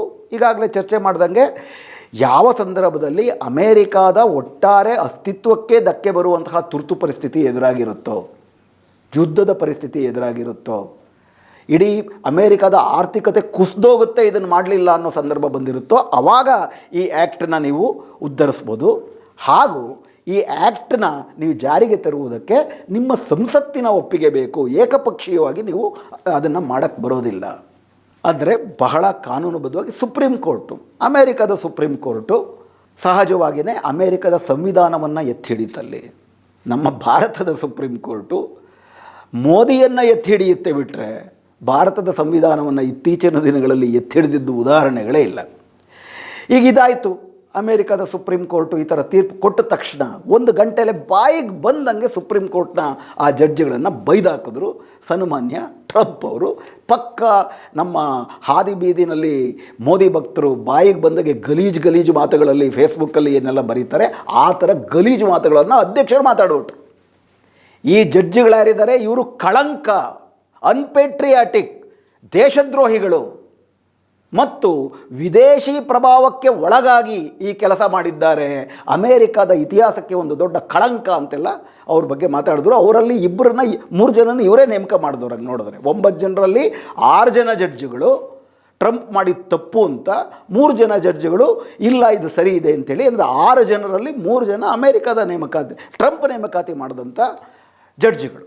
ಅದಾದ 1 ಗಂಟೆಯಲ್ಲಿ ನಾನು ಹೇಳಿದೆ ಇನ್ನೊಂದು ಕಾನೂನನ್ನು ಬಳಸಿ, 1974ರ ಇನ್ನೊಂದು ಕಾನೂನನ್ನು ಬಳಸಿ ಈಗ ಎಲ್ಲರ ಮೇಲೆ 15% ಟ್ಯಾಕ್ಸ್ ಹಾಕಿದ್ದಾರೆ. ಆದರೆ ಇದು ಕೂಡ ಅತ್ಯಂತ ಸಂವಿಧಾನ ಬಾಹಿರ ಅಂತ ಈಗಾಗಲೇ ಅದರ ಬಗ್ಗೆನೂ ಕಾನೂನು ಕ್ರಮ ಒಂದು ದಾವೆಯನ್ನು ಹೂಡುವ ಪ್ರಯತ್ನ ನಡೆದಿದೆ. ಯಾಕಂದರೆ ಯಾವ ಕಾನೂನಿನ ಅಡಿನಲ್ಲಿ, ಅಮೇರಿಕದ ಕಾನೂನಿನ ಅಡಿನಲ್ಲಿ ಇದನ್ನು ಇವರು ಮಾಡ್ತಿದ್ದಾರೆ ಅಂತಂದರೆ, ಒಂದು ಸಂದರ್ಭದಲ್ಲಿ ನಿಮಗೆ ಬ್ಯಾಲೆನ್ಸ್ ಆಫ್ ಪೇಮೆಂಟ್ ಕ್ರೈಸಿಸ್, ಬೇರೆ ದೇಶದಿಂದ ಖರೀದಿ ಮಾಡಿರ್ತೀರ, ನಿಮ್ಮ ದೇಶದಿಂದ ಅವ್ರು ಖರೀದಿ ಮಾಡೋದು ಕಡಿಮೆ ಇರುತ್ತೆ, ನೀವು ಅವರಿಂದ ಖರೀದಿ ಮಾಡುವುದಕ್ಕೆ ಕೊಡಬೇಕಾಗಿರೋ ಡಾಲರ್ಗಳು ನಿಮಗಿರುವುದಿಲ್ಲ, ಬ್ಯಾಲೆನ್ಸ್ ಆಫ್ ಪೇಮೆಂಟ್ ಕ್ರೈಸಿಸ್ ಅಂತ ಕರೀತಾರೆ. ನಮಗೆ ಭಾರತದಲ್ಲಿ ಅಂಥ ಪರಿಸ್ಥಿತಿ 1990ರಲ್ಲಿ ಬಂದಿತ್ತು. ನಮ್ಮ ತೈಲ ಖರೀದಿ ಮಾಡುವುದಕ್ಕೆ ಅಥವಾ ಬೇರೆ ಯಾವುದಾದ್ರೂ ವಿದೇಶದಿಂದ ಸರಕುಗಳನ್ನು ಖರೀದಿ ಮಾಡುವುದಕ್ಕೆ ಎಷ್ಟು ಫಾರಿನ್ ರಿಸರ್ವ್ ಬೇಕೋ ನಮ್ಮ ಹತ್ರ ಅಷ್ಟಿರಲಿಲ್ಲ. ಯಾಕಂದರೆ ನಮ್ಮ ರಫ್ತು ಕಡಿಮೆ ಆಯಿತು, ಆಮದು ಜಾಸ್ತಿ ಆಯಿತು, ಆವಾಗ IMFಯಿಂದ ಸಾಲ ತೊಗೋಬೇಕಾಗಿ ಬಂತು. ಇದನ್ನು ಬ್ಯಾಲೆನ್ಸ್ ಆಫ್ ಪೇಮೆಂಟ್ ಕ್ರೈಸಿಸ್ ಅಂತಾರೆ. ಇಂಥ ಬ್ಯಾಲೆನ್ಸ್ ಆಫ್ ಪೇಮೆಂಟ್ ಕ್ರೈಸಿಸ್ ಇದ್ದರೆ ತಾತ್ಕಾಲಿಕವಾಗಿ ನೀವು ಈ ಥರದ ಒಂದು 1974ರ ಒಂದು ಕಾನೂನನ್ನು ಬಳಸಬಹುದು ಅನ್ನೋದನ್ನು ಆ ಕಾನೂನಿನ ಅಡಿನಲ್ಲಿ ಮಾಡಿದ್ದಾರೆ ಇದನ್ನು. ಆದರೆ ಅದರಲ್ಲೂ ಕೂಡ ಸುಮಾರು ಒಂದು 3-4 ಸಮಸ್ಯೆಗಳು ಉಂಟಾಗಿದೆ. ಏನಪ್ಪ ಅಂತಂದರೆ, ಮೊದಲನೇದಾಗಿ ಆ ಥರ balance of payment crisis America ಎದುರಿಸ್ತಿದೆ ಅಂತೇಳಿ ಒಂದು ಅಧ್ಯಯನವನ್ನು ಮಾಡಿರಬೇಕು, ಅಂಕಿಅಂಶಗಳನ್ನು ಕೊಟ್ಟಿರಬೇಕು. ಇವತ್ತು ಬಂದ ತಕ್ಷಣ ರಾತ್ರೋರಾತ್ರಿ ಪ್ರೆಸಿಡೆಂಟು ಯಾವುದೇ ಅಧ್ಯಯನ, ಶಿಫಾರಸುಗಳ ಮತ್ತು ಒಂದು ಸಾಂಸ್ಥಿಕ ಶಿಫಾರಸುಗಳ ಬೆಂಬಲವೇ ಇಲ್ಲದೆ ಏಕಾಏಕಿ ಘೋಷಣೆ ಮಾಡೋಂಗಿಲ್ಲ. ಅದಕ್ಕೆ ಸಾಕಷ್ಟು ಅಂಕಿಅಂಶಗಳು, ಮುಂದೇನಾಗುತ್ತೆ ಭವಿಷ್ಯದ ಪ್ರೊಜೆಕ್ಷನ್ನು ಎಲ್ಲ ಕೂಡ ಇಟ್ಕೊಂಡು ಮಾಡಬೇಕು. ಮೊಟ್ಟ ಮೊದಲನೇದಾಗಿ ಅಂಥ ಬ್ಯಾಲೆನ್ಸ್ ಆಫ್ ಪೇಮೆಂಟ್ ಕ್ರೈಸಿಸ್ ಇಲ್ಲ ಅಮೇರಿಕಾಗೆ. ಏನಕ್ಕಾಗಿ ಇದನ್ನು ಬಳಸ್ತಿದ್ದಾರೆ? ವ್ಯಾಪಾರದಲ್ಲಿ ಕೊರತೆ ಇದೆ. ಅಮೇರಿಕಾ ಭಾರತದಿಂದ $80 ಬಿಲಿಯನ್ ಖರೀದಿ ಮಾಡುತ್ತೆ, ಆದರೆ ಅವರಿಂದ ನಾವು ಬರೀ $40 ಬಿಲಿಯನ್ ಖರೀದಿ ಮಾಡ್ತೀವಿ. ಆದರೆ ಇದು ನೀವು ಖರೀದಿ ಹೆಂಗೆ ಜಾಸ್ತಿ ಮಾಡ್ಕೋಬೇಕು? ಭಾರತದಿಂದ ನೀವು ಬೇರೆ ಬೇರೆ ರೀತಿಯಾದಂಥ ಸರಕುಗಳನ್ನು ಅವರು ಕೊಡಬೇಕು, ನಮಗೆ ಅಗತ್ಯ ಇರೋದನ್ನು ಅಗ್ಗದಲ್ಲಿ ಮಾರಬೇಕು, ಹಾಗೆ ನಿಮ್ಮ ವ್ಯಾಪಾರ ಜಾಸ್ತಿ ಮಾಡ್ಕೋಬೇಕೇ ಹೊರತು ಬ್ಯಾಲೆನ್ಸ್ ಆಫ್ ಪೇಮೆಂಟ್ನ ಬಿಕ್ಕಟ್ಟಿನಿಂದ ಹೊರಗಡೆ ಬರೋಕ್ಕೆ ಇರುವಂಥ ಕಾನೂನನ್ನು ನಿಮ್ಮ ವ್ಯಾಪಾರ ಜಾಸ್ತಿ ಮಾಡ್ಕೊಳ್ಳೋದಕ್ಕೆ ಬಳಸೋದಕ್ಕಾಗೋದಿಲ್ಲ. ಬ್ಯಾಲೆನ್ಸ್ ಆಫ್ ಪೇಮೆಂಟ್ ಕ್ರೈಸಿಸ್ನ ಬಿಕ್ಕಟ್ಟನ್ನು ಹೊರಗಡೆ ಬರೋಕ್ಕೆ ಇರುವ ಕಾನೂನನ್ನು ಬಳಸಿಕೊಂಡು ನೀವು ಟ್ರೇಡ್ ಡೆಫಿಷಿಯೇಟ್ನ ರಿಸಾಲ್ವ್ ಮಾಡ್ಕೊಳ್ಳೋದಕ್ಕೆ ಆಗೋದಿಲ್ಲ. ಹೀಗಾಗಿ ಈಗ 15% ಏನು ಹಾಕಿದ್ದೀರಿ ಅದು ಕೂಡ ಉಳ್ಕೊಳ್ಳುವುದು ಕಷ್ಟ ಇದೆ. ಎರಡನೇದು, ಇದು ಕೂಡ ನೀವೇನಾದರೂ ಇಂಥ ಟ್ಯಾಕ್ಸ್ ಹಾಕಿದ್ರೂ ಕೂಡ 5 ತಿಂಗಳಿಗಿಂತ ಜಾಸ್ತಿ ಆ ಟ್ಯಾಕ್ಸ್ ಇರೋಂಗಿಲ್ಲ. 5 ತಿಂಗಳ ಒಳಗಡೆ ನೀವು ಕಾಂಗ್ರೆಸ್ಸಿನ ಒಪ್ಪಿಗೆಯನ್ನು ಪಡ್ಕೊಳ್ಬೇಕು. 5 ತಿಂಗಳ ಒಳಗಡೆ ಕಾಂಗ್ರೆಸ್ ಇದಕ್ಕೆ ಒಪ್ಪಿಗೆ ಕೊಡ್ಬೋದು, ಕೊಡದೇ ಇರ್ಬೋದು. ಕಾಂಗ್ರೆಸ್ ಹೆಂಗಿರುತ್ತೆ, ಅವರ ಸಂಸತ್ತು ಹೇಗಿದೆಯಪ್ಪ ಅಂದರೆ ರಿಪಬ್ಲಿಕನ್ಸ್ ಜಾಸ್ತಿ ಇದರಲ್ಲಿ. ಆದರೆ ಅಲ್ಲಿ ರಿಪಬ್ಲಿಕನ್ಸ್ ಇರ್ಬೋದು, ಡೆಮಾಕ್ರಾಟ್ಸ್ ಇರ್ಬೋದು, ಹಲವಾರು ಕಾರಣಗಳಿಗೆ ತಮ್ಮ ಪಕ್ಷ ತೆಗೆದುಕೊಳ್ಳುವ ನಿಲುವು ಅಥವಾ ತಮ್ಮ ಅಧ್ಯಕ್ಷರು ತೆಗೆದುಕೊಳ್ಳುವ ನಿಲುವನ್ನೇ ಯಾವಾಗಲೂ ಬೆಂಬಲಿಸ್ತಾರೆ ಅಂತೇನಿಲ್ಲ. ಬೆಂಬಲಿಸಲಿಲ್ಲ ಅಂತಂದರೆ ಇಲ್ಲಿರುವ ಪಕ್ಷಾಂತರ ನಿಷೇಧ ಕಾಯ್ದೆ ಥರ ಅವರ ಸದಸ್ಯತ್ವ ರದ್ದಾಗುವಂಥ ಕಾಯ್ದೆ ಯಾವುದೂ ಅಲ್ಲಿಲ್ಲ. ಅವರು ಆತ್ಮಸಾಕ್ಷಿಗೋ ಅಥವಾ ಯಾವುದಾದ್ರೂ ಧನಸಾಕ್ಷಿಗೋ, ಲಂಚಕ್ಕೋ, ಒತ್ತಡಕ್ಕೋ, ಯಾವುದೋ ಒಂದು ಕಾರಣಕ್ಕೆ, ದೇಶದ ಹಿತಾಸಕ್ತಿಗೋ, ಬೇರೆ ಬೇರೆ ಸ್ವಹಿತಾಸಕ್ತಿಗೋ, ಯಾವುದೋ ಒಂದು ಕಾರಣಕ್ಕೆ ಯಾವುದೇ ಒಬ್ಬ ರಿಪಬ್ಲಿಕನ್ ಅದಕ್ಕೆ ವಿರುದ್ಧವಾಗಿ ಮಾತಾಡಬಹುದು. ವಿಶೇಷವಾಗಿ ಅಮೇರಿಕಾದ ಸಂಸದೀಯ ವ್ಯವಸ್ಥೆನಲ್ಲಿರೋ ಮತ್ತೊಂದು ಸಮಸ್ಯೆ ಏನಪ್ಪ ಅಂದರೆ, ಪ್ರತಿ 2-2.5 ವರ್ಷಕ್ಕೊಂದು ಸತಿ ಕಾಂಗ್ರೆಸ್ಸಿನಲ್ಲಿರುವ ಅರ್ಧದಷ್ಟು ಜನ ನಿವೃತ್ತರಾಗ್ತಾರೆ, ಹೊಸದಾಗಿ ಚುನಾವಣೆ ನಡೆಯುತ್ತೆ. 2020ರ ಚುನಾವಣೆಯಲ್ಲಿ ಕಾಂಗ್ರೆಸ್ನಲ್ಲಿ ಇವ್ರಿಗೆ ಬಹುಮತ ಬಂತು ಸಂಸತ್ತಿನಲ್ಲಿ ರಿಪಬ್ಲಿಕನ್ಸ್ಗೆ. ಈಗ ಮತ್ತೆ ದ್ವೈವಾರ್ಷಿಕ ಚುನಾವಣೆ ನಡೆಯುತ್ತೆ. ಈಗ ಎಲ್ಲ ಕಾಂಗ್ರೆಸ್ಸು, ರಿಪಬ್ಲಿಕನ್ನು, ಡೆಮಾಕ್ರಾಟ್ಸು ಮತ್ತೆ ಚುನಾವಣೆಗೆ ನಿಲ್ತಾರೆ. ಈಗಾಗಲೇ ಟ್ರಂಪ್ ಅವರು ತಮ್ಮ ಈ ತುಘಲಕ್ ನೀತಿಗಳಿಂದಾಗಿ ಅತ್ಯಂತ ಅನ್ಪಾಪ್ಯುಲರ್ ಆಗಿದ್ದಾರೆ. ಅದರಲ್ಲೂ ಈ ಟ್ಯಾರಿಫ್ ಜಾಸ್ತಿ ಮಾಡಿದ ಮೇಲೆ ಅದರ ಹೊರೆ ಯಾರಿಗೆ ಬಿತ್ತು? ಯಾವ ಸರಕುಗಳನ್ನ ಅಮೇರಿಕಾದವರು ಅಮೇರಿಕಾದ ಯಾವುದೋ ಪ್ರೈವೇಟ್ ಕಂಪನಿ ಭಾರತದ ಯಾವುದೋ ಸರಕು ಖರೀದಿ ಮಾಡ್ತು, ಚೈನಾದ ಯಾವುದೋ ಸರಕು ಖರೀದಿ ಮಾಡ್ತು. ಈಗ ಆ ಕಂಪನಿ ಖರೀದಿ ಮಾಡಿದ್ರೆ ಮೊದಲು 23% ಟ್ಯಾರಿಫ್ ಕೊಡ್ತಿದ್ದು, ಈಗ 18%, 25% ಟ್ಯಾರಿಫ್ ಕೊಟ್ಟರು. ಅಂದರೆ ಸುಮಾರೊಂದು $100 ಬಿಲಿಯನ್ ಕಂಪನಿಗಳು ಸರ್ಕಾರಕ್ಕೆ ಈಗ ಸುಂಕ ಕಟ್ಟಿದ್ದಾರೆ. ಕಂಪನಿಗಳು ಲಾಸ್ ಮಾಡ್ಕೊಂಡು ಸುಂಕ ಕಟ್ತಾರೆ ಸರ್ಕಾರಕ್ಕೆ. ಅವರೇನು ಮಾಡ್ತಾರೆ, ಆ ಸುಂಕದ ಹೊರೆಯನ್ನು ಜನರ ಮೇಲೆ ವರ್ಗಾಯಿಸ್ತಾರೆ, ಅಮೇರಿಕಾದ ಜನರ ಮೇಲೆ. ಹೀಗಾಗಿ ಅಮೇರಿಕಾದ ಸಾಮಾನ್ಯ ಜನರಿಗೂ ಕೂಡ ಈ ಟ್ರಂಪ್ನ ತುಘಲಕ್ ನೀತಿಯಿಂದಾಗಿ ಹಲವಾರು ಬೆಲೆ ಏರಿಕೆಗಳಾಗಿ ಹಣದುಬ್ಬರ ಉಂಟಾಗಿ ತತ್ತರಿಸ್ತಿದ್ದಾರೆ. ಇನ್ಫ್ಯಾಕ್ಟ್ ಸುಪ್ರೀಂ ಕೋರ್ಟು ಈ ರೀತಿ ಆದೇಶವನ್ನು ಕೊಟ್ಟ ತಕ್ಷಣ ಇಲಿನಾಯ್ಸ್ನ ಗವರ್ನರು ಒಂದು ಪತ್ರವನ್ನೇ ಬರೆದಿದ್ದಾರೆ ಈಗ ಪ್ರೆಸಿಡೆಂಟ್ ಅವ್ರಿಗೆ. ತಾವು ತಮ್ಮ ಸುಂಕ ನೀತಿಯಿಂದಾಗಿ ಏನು ನನ್ನ ರಾಜ್ಯದ ಜನರಿಂದ $100 ಬಿಲಿಯನ್ ಸುಂಕವನ್ನು ವಸೂಲಿ ಮಾಡಿದರೆ ಅದನ್ನೆಲ್ಲ ನಮ್ಮ ರಾಜ್ಯದ ಜನರಿಗೆ ವಾಪಸ್ ಕೊಡಿ ಈಗ ಅಂತೇಳಿ. ಹೀಗಾಗಿ ಒಂದು ದೊಡ್ಡ ಜನಪ್ರಿಯತೆ ಕುಸಿದಿದೆ ಟ್ರಂಪ್ಗೆ. ಚುನಾವಣೆ ಇದೆ ಮುಂದಿನ 3-4 ತಿಂಗಳುಗಳಲ್ಲಿ. ಸೊ ಹೀಗಾಗಿ ಕಾಂಗ್ರೆಸ್ನಲ್ಲೂ ಕೂಡ ರಿಪಬ್ಲಿಕನ್ಸು ಸಂಪೂರ್ಣವಾಗಿ ಅಧ್ಯಕ್ಷರ ಬೆಂಬಲಕ್ಕೆ ನಿಲ್ತಾರೆ ಅಂತ ಹೇಳೋಕ್ಕಾಗಲ್ಲ. ಅಧ್ಯಕ್ಷರ ಬೆಂಬಲಕ್ಕೆ ಅವ್ರು ನಿಲ್ಲದೇ ಇರೋದು ಅಥವಾ ಸುಪ್ರೀಂ ಕೋರ್ಟ್ ಈ ಥರ ತೀರ್ಮಾನ ಕೊಟ್ಟಿರೋದು ಎಲ್ಲವೂ ಬಡ ಜನರ ಆಸಕ್ತಿಯಿಂದ ಅಂತಲೇ ಅನ್ಕೋಬೇಕಾಗಿಲ್ಲ. ಯಾಕಂದರೆ ಕಂಪನಿಗಳೇ ದೊಡ್ಡ ದೊಡ್ಡ ನಷ್ಟಗಳನ್ನು ಅನುಭವಿಸ್ತಿದ್ದಾವೆ. ದೊಡ್ಡ ದೊಡ್ಡ ಬಂಡವಾಳಶಾಹಿಗಳು ಉದ್ಯಮಪತಿಗಳಿಗೆ ಇದ್ರ ಬಗ್ಗೆ ಸಿಕ್ಕಾಪಟ್ಟೆ ಆಕ್ಷೇಪಣೆ ಇದೆ. ಅವೆಲ್ಲವೂ ಕೂಡ ಒಂದು ಪ್ರಭಾವವನ್ನು ಬೀರಿದ್ದಾವೆ. ಇದನ್ನು ಸಂಪೂರ್ಣವಾಗಿ ಸಮಾಜವಾದಿ ಜನಪರವಾದಂಥ ನೀತಿ ಅಂತ ಅಂದ್ಬಿಟ್ಟು ಅಮೇರಿಕಾದಲ್ಲಿ ಹಂಗೆ ಆಗೋದಿಲ್ಲ. ಅಮೇರಿಕಾದಲ್ಲಿ ಪ್ರಧಾನ ರಾಜಕಾರಣ ಆರ್ಥಿಕತೆಯನ್ನು ನಿಯಂತ್ರಿಸೋದು ದೊಡ್ಡ ದೊಡ್ಡ ಉದ್ದಿಮೆಪತಿಗಳಲ್ಲಿ 2 ಭಾಗ ಆಗಿ ಒಂದು ಉದ್ದಿಮೆಪತಿಯ ವರ್ಗಗಳಿಗೆ ಧಕ್ಕೆ ಉಂಟಾದಾಗ ಅವರು ಡೆಮಾಕ್ರಾಟ್ಸ್ನ ಸಪೋರ್ಟ್ ಮಾಡ್ತಾರೆ ಅಥವಾ ಅವ್ರದ್ದೇ ಆದಂಥ ಮಾಧ್ಯಮಗಳ ಮೂಲಕ ಜನಾಭಿಪ್ರಾಯವನ್ನು ಸೃಷ್ಟಿ ಮಾಡ್ತಾರೆ. ಅಲ್ಲಿ ಅಧಿಕೃತವಾಗಿ ನೀವು ದುಡ್ಡು ಖರ್ಚು ಮಾಡಿ ನಿಮ್ಮ ವಿಷಯಕ್ಕೆ ಕ್ಯಾಂಪೇನ್ ಕೂಡ ಮಾಡ್ಬೋದು. ನೀವು ಅದಕ್ಕೆ ಬೇಕಾದರೆ ಸಂಸದರಿಗೆ ದುಡ್ಡನ್ನು ಕೂಡ ಕೊಡ್ಬೋದು. ಈ ಥರದ್ದೆಲ್ಲ ವ್ಯವಸ್ಥೆಗಳಿದ್ದಾವೆ. ಅವೆಲ್ಲದರ ಒಟ್ಟಿನಲ್ಲಿ ಇವತ್ತು ಸುಪ್ರೀಂ ಕೋರ್ಟಲ್ಲಿ ಈ ತೀರ್ಮಾನ ಬಂದಿದೆ. ಮತ್ತು ಈಗ ಹೊಸದಾಗಿ 15% ಏನು ಟ್ಯಾರಿಫ್ ಹಾಕಿದ್ದಾರೆ, ಇದೂ ಕೂಡ ಉಳ್ಕೊಳ್ಳೋ ಸಾಧ್ಯತೆ ಕಡಿಮೆ. ಇನ್ನು 3-4 ತಿಂಗಳಲ್ಲಿ ಪ್ರಾಯಶಃ 2025ಕ್ಕೆ ಮುಂಚೆ ಭಾರತದ ಎಷ್ಟು ಬರೀ 3% ಟ್ಯಾರಿಫನ್ನು ಕೊಡ್ತಾ ಇತ್ತು, ಅದಕ್ಕೆ ವಾಪಸ್ ಮರಳಬಹುದು. ಯಾವ ಒಪ್ಪಂದದ ಅಗತ್ಯವೂ ಇಲ್ಲದೆ $500 ಬಿಲಿಯನ್ ನಾವು ನಿಮ್ಮ ಹತ್ರ ಖರೀದಿ ಮಾಡ್ತೀವಿ ಅನ್ನೋ ಒಪ್ಪಂದಕ್ಕೆ ಸಹಿ ಹಾಕ್ತೀರಾ. ಭಾರತದ ಕೃಷಿಯನ್ನು 80 ಕೋಟಿ ರೈತರನ್ನ ನಿಮಗೆ ಬಲಿಗೊಡ್ತೀವಿ ಅನ್ನುವಂಥ ಗುಲಾಮಿ ಒಪ್ಪಂದಕ್ಕೆ ಸಹಿ ಹಾಕ್ತೀರಾ. ರಷ್ಯಾದಿಂದ ಅಗ್ಗದ ತೈಲವನ್ನು ಕೊಂಡ್ಕೊಳ್ಳೋದಿಲ್ಲ ಅಂತ ಸಹಿ ಹಾಕ್ತೀರಾ. ನಾವು ಇನ್ನೇನು ಮಾಡಿದ್ರು ಅಮೇರಿಕಾದ ಹಿತಾಸಕ್ತಿನೇ ಗಮನದಲ್ಲಿ ಇಟ್ಕೊಂಡು ಮಾಡ್ತೀವಿ ಅನ್ನೋ ಒಪ್ಪಂದಕ್ಕೆ ಸಹಿ ಹಾಕ್ತೀರಾ. ಭಾರತವನ್ನು ರಕ್ಷಿಸಿಕೊಳ್ಳಬಹುದಾಗಿತ್ತು ಬ್ರೆಜಿಲ್ನಂತೆ ಅಥವಾ ಆಫ್ರಿಕಾದ ಬೇರೆ ಬೇರೆ ಸಣ್ಣ ಪುಟ್ಟ ದ್ವೀಪ ರಾಷ್ಟ್ರಗಳಂತೆ ಭಾರತವನ್ನು ರಕ್ಷಿಸಿಕೊಳ್ಳಬಹುದಾಗಿತ್ತು. ಆದರೆ ರಾಷ್ಟ್ರವಾದಿ ದೇಶಭಕ್ತ ಸರ್ಕಾರ ಅನ್ನುವ ಮೋದಿ ಸರ್ಕಾರ ಯಾತಕ್ಕಾಗಿ ಫೆಬ್ರವರಿ 20 ತನಕ ತಡೆಯಲಿಲ್ಲ? ಎಪ್ಸ್ಟೀನ್ ಕಾರಣವ? ಆದಾನಿ ಮೇಲೆ ಏನು ಕೇಸ್ ಆಗ್ತಿದೆ ಸುಪ್ರೀಂ ಕೋರ್ಟಲ್ಲಿ, ನೀವು ಕೇಸ್ ಹಾಕಬೇಡಿ, ಭಾರತವನ್ನು ನಿಮಗೆ ಬಿಟ್ಕೊಟ್ಬಿಡ್ತೀವಿ ಅಂತ ಮಾಡಿಕೊಂಡು ಒಪ್ಪಂದ ಕಾರಣವ? ಎಪ್ಸ್ಟೀನ್ ಫೈಲ್ಗಳಲ್ಲಿ ಇನ್ನೂ ಕೂಡ ಗುಪ್ತವಾಗಿ ದೊಡ್ಡ ಜನರ ಕಾಮಕೇಳಿಗಳ ವಿಡಿಯೋಗಳಿದೆ ಅನ್ನೋ ಕಾರಣಕ್ಕೆ ಅವೆಲ್ಲವೂ ಇರಬಹುದು. ಆದರೆ ಬರೀ ಅಷ್ಟೇ ಅಂದ್ಕೊಂಡ್ರೆ ನಾವು ಮತ್ತೆ ಲಾರ್ಜರ್ ಪಿಕ್ಚರ್ ಅಂದರೆ ದೊಡ್ಡ ಚಿತ್ರಣವನ್ನು ಮಿಸ್ ಮಾಡ್ಕೋತೀವಿ. ಅವೆಲ್ಲ ಇರಲಿಲ್ಲ ಅಂದರೂ ಕೂಡ, ಅವೆಲ್ಲ ಇರೋದಕ್ಕೆ ಒಂದು ಅಡಿಷನಲ್ ಒತ್ತಡ ಇದೆ. ಅವೆಲ್ಲ ಇರಲಿಲ್ಲ ಅಂದರೂ ಕೂಡ ಭಾರತ ಅಮೇರಿಕಾವನ್ನು ಧಿಕ್ಕರಿಸುವ, ಅಂದರೆ ಮೋದಿ ಸರ್ಕಾರ ಅಮೇರಿಕಾವನ್ನು ಧಿಕ್ಕರಿಸುವಂತಹ ಸ್ವಾಭಿಮಾನವನ್ನು ತೋರುತ್ತಿರಲಿಲ್ಲ. ಯಾಕೆ ಕಾರಣ ಅಂದರೆ ಕಳೆದ 2014 ನಂತರ ಇದಕ್ಕೆ ಬೇಕಾಗಿರುವಂಥ ಭೂಮಿಕೆಯನ್ನು ಕಾಂಗ್ರೆಸ್ ಸರ್ಕಾರದಲ್ಲೇ ಮಾಡಿದ್ರು. 2008ರಲ್ಲೇ ನಮ್ಮ ನ್ಯೂಕ್ಲಿಯರ್ ರಿಯಾಕ್ಟರು ಮತ್ತು ನಮ್ಮ ಅಣುಶಕ್ತಿ ಯೋಜನೆಗಳನ್ನೆಲ್ಲ ನಾವು ಅಮೇರಿಕದ ಜೊತೆ 2008ರಲ್ಲಿ ಮನಮೋಹನ್ ಸಿಂಗ್ ಸರ್ಕಾರದ ನೇತೃತ್ವದಲ್ಲಿ ಟೈ ಮಾಡ್ಕೊಂಡಿದ್ವಿ. ಆದರೆ ಈ ಪ್ರಮಾಣದಲ್ಲಿ ನಾವು ಅವ್ರ ಜೊತೆ ಸಂಪೂರ್ಣವಾಗಿ ಅವರ ಗುಲಾಮರ ಥರ ಸೇರ್ಕೊಂಡಿರಲಿಲ್ಲ. ಆದರೆ 2014 ನಂತರ ಮೋದಿ ಸರ್ಕಾರ ಬಂದಾದ ಮೇಲೆ ಪ್ರತಿಯೊಂದು ಕ್ಷೇತ್ರದಲ್ಲೂ ಕೂಡ ನಾವು ಸಂಪೂರ್ಣವಾಗಿ ಅಮೇರಿಕಾ ಬರೆದುಕೊಟ್ಟಂಥ ಒಪ್ಪಂದಗಳಿಗೆ ಸಹಿ ಆಗ್ತಾ ಬರ್ತಿದ್ದೀವಿ.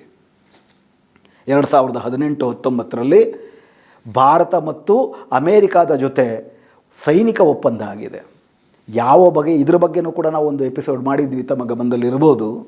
ಯಾವ ಬಗೆಯ ಗುಲಾಮಿ ಸಹಾಯಕ ಸೈನ್ಯ ಪದ್ಧತಿ ಅಂದರೆ, ನಮಗೆ ಏನೆಲ್ಲ ಶಸ್ತ್ರಾಸ್ತ್ರಗಳ ಬೇಕು ಇನ್ನು ಮುಂದೆ, ಅದು ನೌಕೆಗಿರ್ಬೋದು, ವಾಯು ಪಡೆಗಿರ್ಬೋದು ಅಥವಾ ಸೇನಾ ಪಡೆಗಳಿಗಿರ್ಬೋದು, ಟ್ಯಾಂಕರ್ಗಳಿರ್ಬೋದು, ಮಿಸೈಲ್ಗಳಿರ್ಬೋದು, ಖಂಡಾಂತರ ಅಣ್ವಸ್ತ್ರಗಳಿರ್ಬೋದು, ಕ್ಷಿಪಣಿಗಳಿರ್ಬೋದು, ಅದರ ಬಹುಪಾಲು ಖರೀದಿಯನ್ನು ನಾವು ಅಮೇರಿಕಾಯಿಂದ ಮಾಡ್ತೀವಿ.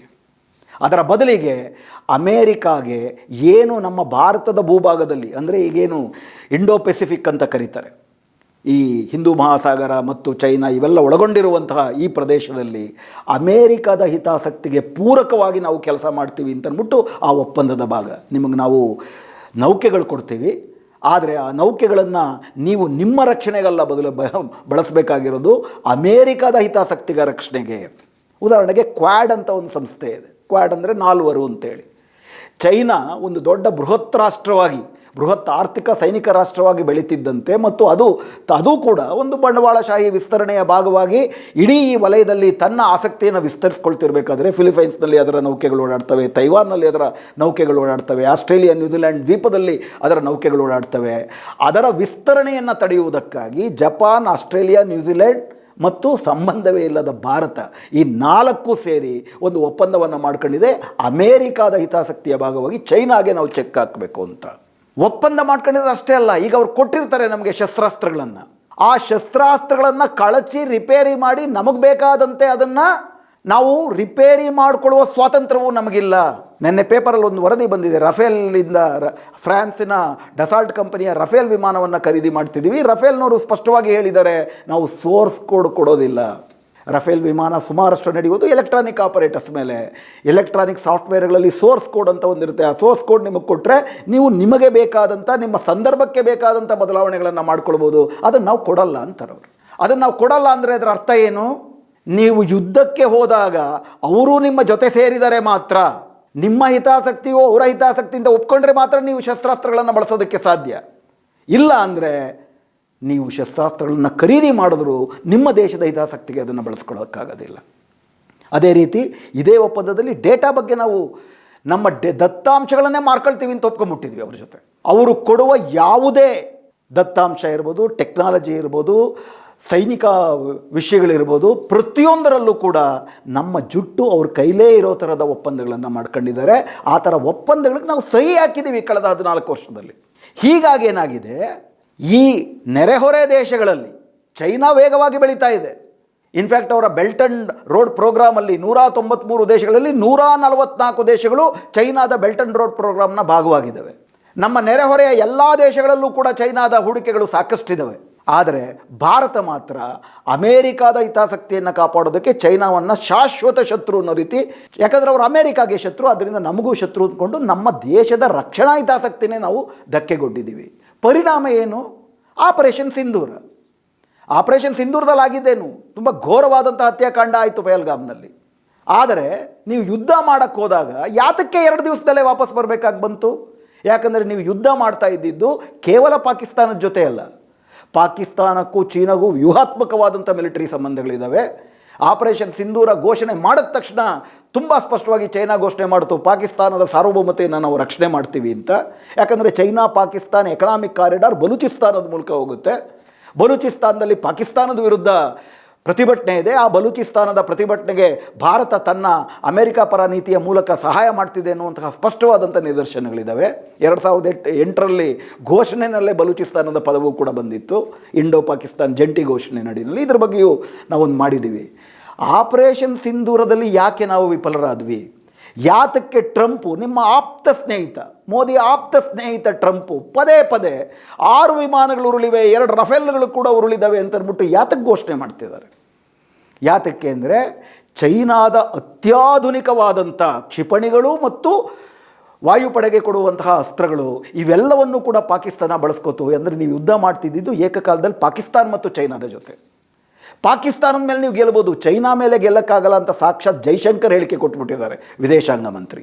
ನಮಗಿಂತ 6 ಪಟ್ಟು GDPನಲ್ಲಿ ಅವರು ಮುಂದೆ ಇದ್ದಾರೆ. ಸೈನಿಕದಲ್ಲಂತೂ ನಮಗೂ ಅವ್ರಿಗೂ ಸಂಬಂಧವೇ ಇಲ್ಲ. ನಾವು ವಾಯುಪಡೆ, ನೌಕಾ ಮತ್ತು ಸೇನೆ ಅಂತ ಇರಬೇಕಾದ್ರೆ ಅವರು ಇನ್ನೂ 3 ಕ್ಷೇತ್ರಗಳಲ್ಲಿ ವಿಸ್ತರಿಸಿದ್ದಾರೆ. ನಾವು ಅವ್ರ ಹತ್ರನೇ ಟೆಕ್ನಾಲಜಿಯನ್ನು ಕೊಂಡ್ಕೊಳ್ತಿದ್ದೀವಿ. ನಮ್ಮ ಎಲ್ಲ ಔಷಧಿಗಳಲ್ಲಿಂದ ಸರಬರಾಜಾಗಬೇಕು. ಎಲೆಕ್ಟ್ರಾನಿಕ್ ವಾರ್ಫೇರ್ ಇರ್ಬೋದು, ಡಿಜಿಟಲ್ ವಾರ್ಫೇರ್ ಇರ್ಬೋದು, ಏರೋಸ್ಪೇಸ್ ವಾರ್ಫೇರ್ ಇರ್ಬೋದು, ಸೆಮಿಕಂಡಕ್ಟರಲ್ಲಿ ಬಳಸ್ಕೊಂಡು ಮಾಡುವಂತಹ ವಾರ್ಫೇರ್ ಇರ್ಬೋದು. ನಮಗಿಂತ ಮುಂದೆ ಇದ್ದಾರೆ. ಅಮೇರಿಕಾನೂ ಒಪ್ತಾ ಇದೆ ಅದನ್ನು. ಅಂದರೆ ಅಮೇರಿಕಾ ಪರ ನೀತಿಯನ್ನು ಅನುಸರಿಸ್ಕೊಂಡು ಬಂದು ಇವತ್ತು ಭಾರತ ಮೋದಿ ಸರ್ಕಾರದ ಒಂದು ಅಮೇರಿಕಾ ಪರ ಗುಲಾಮಿ ವಿದೇಶಾಂಗ ನೀತಿಯಿಂದಾಗಿ ಭಾರತದ ರಕ್ಷಣೆಯನ್ನೇ ಆತಂಕಕ್ಕೆ ಒಡ್ಡಿದ್ದಾರೆ. ಆ ಕಾರಣಕ್ಕೆ 2 ದಿವಸದಲ್ಲಿ ನಾವು ಯುದ್ಧ ನಿಲ್ಲಿಸಬೇಕಾಗಿ ಬಂತು. ಆ ಕಾರಣಕ್ಕೇ ಅಮೇರಿಕ ಪದೇ ಪದೇ ನಾನು ನಿಲ್ಲಿಸಿದ್ದು, ನಾನು ಸುಂಕ ಹಾಕ್ಬಿಡ್ತೀನಿ ಅಂತ ಹೇಳಿದೆ, ಅದಕ್ಕೋಸ್ಕರನೇ ಇವ್ರು ನಿಲ್ಲಿಸಿದ್ರು ಅಂತ 60 ಸತಿ ಹೇಳಿದ್ರು. ಇಲ್ಲ, ನೀವು ಹೇಳೋ ಸುಳ್ಳು ಅಂತ ಹೇಳುವಂತಹ ಒಂದು ಮಾತು ನಮ್ಮ ಬಾಯಿನಲ್ಲಿ ಬರಲ್ಲ. ಯಾಕಂದರೆ ಅದು ವಾಸ್ತವ ಅಲ್ಲ, ಅದು ತಾನಾಗಿ ನಾವು ಹಿಂತೆಗೆದುಕೊಳ್ಬೇಕಾಗಿತ್ತು. ಯಾಕಂದರೆ ನಮ್ಮದು ತಪ್ಪು ಲೆಕ್ಕಾಚಾರ ಇತ್ತು. ಅದಾದಮೇಲೆ ನೋಡಿ ಏನಂತಂದ್ರು, ಆಪರೇಷನ್ ಸಿಂಧೂರ್ ನಿಂತಿಲ್ಲ. ಆಪರೇಷನ್ ಸಿಂಧೂರ್ ಮುಂದುವರಿತಿದೆ. ಇನ್ನು ಮುಂದೆ ಒಂದೇ ಒಂದು ಭಯೋತ್ಪಾದನಾ ದಾಳಿ ಭಾರತದ ಮೇಲೆ ನಡೆದರೂ ಕೂಡ ಅದನ್ನು ಬರೀ ಭಯೋತ್ಪಾದನೆಯ ವಿರುದ್ಧ ಅಲ್ಲ, ಅದರ ಹಿಂದಿರುವ ಪಾಕಿಸ್ತಾನದ ಮೇಲಿನ ಯುದ್ಧ ಅಂತಲೂ ನಾವು ಘೋಷಿಸ್ತೀವಿ ಮತ್ತು ಪಾಕಿಸ್ತಾನದ ಮೇಲೆ ಯುದ್ಧ ಮಾಡ್ತೀವಿ ಅಂತ ದೊಡ್ಡ ದೊಡ್ಡ ಭಾಷಣಗಳನ್ನ ನಾವು ಮಾಡಿದ್ವಿ. ಆಪರೇಷನ್ ಸಿಂಧೂರ ನಿಂತ ನಂತರ ದೆಹಲಿನಲ್ಲಿ ಮೊನ್ನೆ ಆಯಿತು ಬಾಂಬ್ ಬ್ಲಾಸ್ಟು, ಕಾರ್ ಬ್ಲಾಸ್ಟು. ಮೊನ್ನೆ ಒಂದು 5 ಜನ ಮತ್ತೆ ಅರೆಸ್ಟ್ ಮಾಡಿದ್ದೀರಿ. ನಿರಂತರವಾಗಿ ನಡೀತಾನೆ ಇದೆ. 10-12 ಜನ ಸತ್ತರು ದೆಹಲಿನಲ್ಲಿ, ಕೆಂಪುಕೋಟೆನಲ್ಲಿ. ಯಾತಕ್ಕೆ ನೀವು ಆಪರೇಷನ್ ಸಿಂಧೂರ್ ಸಂದರ್ಭದಲ್ಲಿ ಒಂದು ಸಣ್ಣ ಭಯೋತ್ಪಾದನೆ ನಡೆದರೂ ನಾವು ಪಾಕಿಸ್ತಾನದ ಮೇಲೆ ಯುದ್ಧ ಮಾಡ್ತೀವಿ ಅಂದ್ರೆ ಯಾಕೆ ಮಾಡಲಿಲ್ಲ? ಯಾಕೆ ಮಾಡೋಕ್ಕಾಗೋದಿಲ್ಲ ಅಂತಂದರೆ ನಾವಲ್ಲಿ ಬರೀ ಪಾಕಿಸ್ತಾನ ಇರೋದು, ಪಾಕಿಸ್ತಾನದ ಜೊತೆ ಚೈನಾ ಇದೆ. ಪಾಕಿಸ್ತಾನದ ಜೊತೆ ಚೈನಾ ಇರಲಿ, ಪಾಕಿಸ್ತಾನದ ಜೊತೆ ಅಮೇರಿಕನೂ ಇದೆ. ಯಾಕೆ? ಬಾಯಿ ಬಿಟ್ಟರೆ ಮುನೀರ್ ಸಾಬ್ ಅಂತಾರೆ ಟ್ರಂಪ್ ಅವರು. ಮೋದಿ ಬಾಯಿ ಬಿಟ್ಟರೆ ಟ್ರಂಪು ನನ್ನ ಫ್ರೆಂಡು ಅಂತಾರೆ. ಆದರೆ ಟ್ರಂಪ್ ಬಾಯಿ ಬಿಟ್ಟರೆ ಮುನೀರ್ ನನ್ನ ಫ್ರೆಂಡು ಅಂತಾರೆ. ಅವರೆಲ್ಲ ಔತಣಕೂಟದಲ್ಲಿ ಪಾಕಿಸ್ತಾನದ ಸೇನಾಧ್ಯಕ್ಷ ಮುನೀರ್ ಜೊತೆ ನಡೆಸ್ತಾರೆ ವ್ಯವಹಾರವನ್ನು. ಅಂದರೆ ಸಾರಾಂಶ ಏನಪ್ಪ ಅಂತಂದರೆ, ಭಾರತದ ಮೋದಿ ಸರ್ಕಾರ ಭಾರತದ ಸಾರ್ವಭೌಮತೆ, ಸ್ವಾತಂತ್ರ್ಯ, ದೇಶ ಮತ್ತು ಜನರ ಹಿತಾಸಕ್ತಿಯನ್ನು ಮರೆತು ಅಮೇರಿಕಾದ ಜೊತೆ ದಾಸರ ರೂಪದ, ಅವರು ಸಾಮ್ರಾಟರು, ಇವು ಸಾಮಂತ ರೂಪದ ಒಪ್ಪಂದಗಳನ್ನು ಇತರ ಎಲ್ಲ ಕ್ಷೇತ್ರಗಳಲ್ಲೂ ಮಾಡ್ಕೊಂಡಿರೋದ್ರಿಂದ ಈ ವಾಣಿಜ್ಯದಲ್ಲಿ ನಾವು ಮಾಡಲ್ಲ ಅಂತ ನೀವು ಹೇಳೋಕ್ಕಾಗಲ್ಲ. ನೀವು ಮಾಡಲ್ಲ ಅಂತ ಹೇಳಿದ ತಕ್ಷಣ ಅವರೇನಾದರೂ ಸೈನಿಕ ಸರಬರಾಜು ನಿಲ್ಲಿಸ್ಬಿಟ್ರೆ ಭಾರತ ಸ್ತಬ್ಧ. ಅದಕ್ಕೇ ಒಂದು ಸ್ಟ್ರಾಟಜಿಕ್ ಅಟಾನಮಿ ಅಂತ ಕರೀತಾರೆ, ವ್ಯೂಹಾತ್ಮಕವಾದಂಥ ಸ್ವಾತಂತ್ರ್ಯ ಇರಬೇಕು. ಎಲ್ಲಕ್ಕಿಂತ ಮುಖ್ಯವಾಗಿ ದೇಶದ ಒಳಗಡೆ, ದೇಶದ ಹೊರಗಡೆ ಯಾವ ಬಗೆಯ ತತ್ವ ಮತ್ತು ಮೌಲ್ಯಗಳಿಗಾಗಿ ನೀವು ರಾಜಕಾರಣ ಮಾಡ್ತಿರೋ ಅನ್ನುವಂತಹ ಸ್ಪಷ್ಟತೆ ಇರಬೇಕು. ಅಮೇರಿಕಾದ ಹಿತಾಸಕ್ತಿ ಭಾರತದ ಹಿತಾಸಕ್ತಿ ಅಲ್ಲ. ಅಮೇರಿಕ ಇಡೀ ದೇಶ, ಇಡೀ ಜಗತ್ತನ್ನು ತನ್ನ ದಾಸ ರಾಷ್ಟ್ರವನ್ನಾಗಿ ಮಾಡ್ಕೊಳ್ಬೇಕು ಅನಿಸುತ್ತೆ. ನಿಮ್ಮನ್ನು ಮಾನಿಟ್ರಾಗಿ ಮಾಡ್ಕೊತಾರೆ, ಸಾಮಂತರನ್ನಾಗಿ. ಇಷ್ಟು ದೇಶಗಳು ನಿಮ್ಮದು, ನಮಗೆ ಕಪ್ಪ ತಂದು ಕೊಡು ಅಂತಂದ್ಬಿಟ್ಟು ಅವಾಗೇನು ಕಪ್ಪ ಕೊಟ್ಟು ಸಹಾಯಕ ಸೈನ್ಯ ಪದ್ಧತಿಯಿಂದ ಮಾಡ್ಕೊಂಡು ಯಾವಾಗ ಕಪ್ಪ ಸಲ್ಲಿಸುವ ಸಾಮಂತರೇ ನಾವು ಸಾರ್ವಭೌಮರು ಅಂತ ಅನ್ಕೋಬೋದು. ನಾವು ಬಡ ರಾಷ್ಟ್ರಗಳು ತಮ್ಮ ದೇಶದ ಸಂಪನ್ಮೂಲವನ್ನು ತಮ್ಮ ದೇಶದ ಜನರಿಗಾಗಿ ಬಳಸುವ, ಅದಕ್ಕಾಗಿ ಸ್ವತಂತ್ರವಾದಂಥ ಆರ್ಥಿಕ ವಿದೇಶಾಂಗ ನೀತಿಯನ್ನು ಪಾಲಿಸುವಂತಹ ಒಂದು ಬಡ ರಾಷ್ಟ್ರಗಳ ಪರವಾದಂಥ ವಿದೇಶಾಂಗ ನೀತಿ, ಆರ್ಥಿಕ ನೀತಿ, ಹಾಗೆಯೇ ಜಾಗತಿಕ ನೀತಿಯನ್ನು ಅನುಸರಿಸಬೇಕು. ಅದು ತತ್ವಬದ್ಧತೆ. ಅದನ್ನು ನಾವು ಮಾಡ್ತಿಲ್ಲ. ನಮ್ಮ ಆಸಕ್ತಿಯನ್ನು ಸಂಪೂರ್ಣವಾಗಿ ಅಮೇರಿಕದ ಹಿತಾಸಕ್ತಿ ಗುಲಾಮರನ್ನಾಗಿ ಮಾಡಿದ್ದೀವಿ. ಚೈನಾನ ವಿನಾಕಾರಣವಾಗಿ ಶತ್ರು ಮಾಡ್ಕೊಂಡು ಬೇಕಾಗಿಲ್ಲ. ಚೈನಾಗೆ ಬೇರೆ ಕಡೆ ಯುದ್ಧಕ್ಕೆ ಹೋಗುತ್ತೆ ಅಂತಲ್ಲ, ವಿನಾಕಾರಣ ಶತ್ರುಗಳನ್ನಾಗಿ ಮಾಡ್ಕೊಂಡಿದ್ದೀವಿ. ತಟಸ್ಥವಾಗಳು, ಅಮೇರಿಕಾವೂ ಬೇಡ, ಚೈನಾವೂ ಬೇಡ. ಚೈನಾ ಇದರ ಬಳಿ ಬಹಳ ಸಾಚ ಅನ್ನೋ ಪ್ರಶ್ನೆ ಅಲ್ಲ. ಚೈನಾ ಕೂಡ ತನ್ನ ಮಾರುಕಟ್ಟೆಯ ವಿಸ್ತರಣೆಗೆ ಯಾರ್ಯಾರು ಬೇಕೋ ಎಲ್ಲ ಮಾಡ್ತಾರೆ. ಏಕಕಾಲದಲ್ಲಿ ಇಸ್ರೇಲ್ಗೂ ಸಪ್ಲೈ ಮಾಡ್ತಾರೆ, ಪ್ಯಾಲೆಸ್ತೈನ್ ಬಗ್ಗೆ ಕಣ್ಣೀರು ಹಾಕ್ತದೆ ಚೈನಾ ಬಹಳ ಸಾಚ ಅನ್ನಲ್ಲ. ನಮಗೆ ಅಮೇರಿಕವೂ ಬೇಡ, ಚೈನಾವೂ ಬೇಡ, ರಷ್ಯಾವೂ ಬೇಡ. ಕೆನಡಾದಲ್ಲಿ ಮಾರ್ಕ್ ಕ್ರೋನಿ ಎನ್ನುವರು ಮೊನ್ನೆ ಭಾಷಣ ಮಾಡಿದ್ರು ಡ್ಯಾವೋಸ್ನಲ್ಲಿ. ನಮ್ಮಂತಹ ಪ್ರಾದೇಶಿಕ ಮೂರನೇ ಶಕ್ತಿಗಳು ಸ್ವತಂತ್ರವಾದಂಥ ಆಯ್ಕೆ, ತತ್ವಬದ್ಧ ಸ್ನೇಹತೆಯನ್ನು ನಮ್ಮೊಳಗಡೆ ನಾವು ಒಪ್ಪಂದವನ್ನು ಮಾಡ್ಕೋಬೇಕು, ನಮ್ಮೊಳಗಡೆ ಸಹಕಾರವನ್ನು ಸೃಷ್ಟಿಸ್ಕೋಬೇಕು. ಇಲ್ಲ ಅಂದರೆ ಏನು ಈಗಾಗಲೇ ಆಧಿಪತ್ಯ ರಾಷ್ಟ್ರಗಳಿದೆ ಅಮೇರಿಕಾದವರು, ಅವರೆಲ್ಲ ಚೆನ್ನಾಗಿದೆ, ಸಬ್ ಚಂಗಾಸಿ ಅಂತ ಮೋದಿ ಹೇಳ್ತಾರಲ್ಲ, ಟ್ರಂಪು ಕೂಡ ಜಗತ್ತೇ ಚಂಗಾಸಿ ಅಂತಾರೆ. ಚಂಗಾಸಿ ಇಲ್ಲ, ಎಲ್ಲವೂ ಕೂಡ ಸರಿಯಾಗಿ ನಡೀತಾ ಇಲ್ಲ, ನಮ್ಮನ್ನು ಬಲಿಗೊಡಲಾಗ್ತಿದೆ ಅನ್ನೋದನ್ನು ನಾವು ಅರ್ಥ ಮಾಡ್ಕೋಬೇಕು ಅಂತ ಕೆನಡಾದ ಪ್ರಧಾನಿ, ಅಮೇರಿಕಾದ ಗಳಸ್ಯ ಕಂಠಸ್ಯ ಪ್ರಧಾನಿ ಹೇಳ್ತಾರೆ.